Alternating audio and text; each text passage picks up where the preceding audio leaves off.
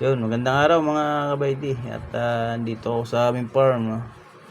At kasama ko yung aking anak.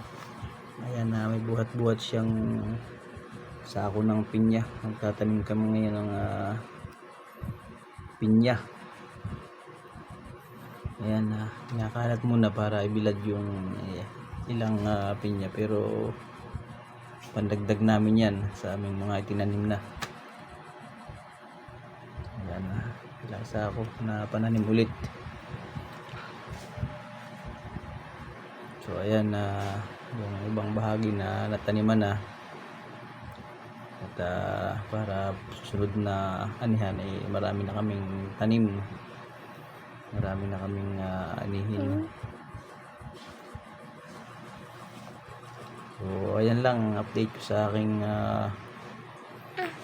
pinyahan.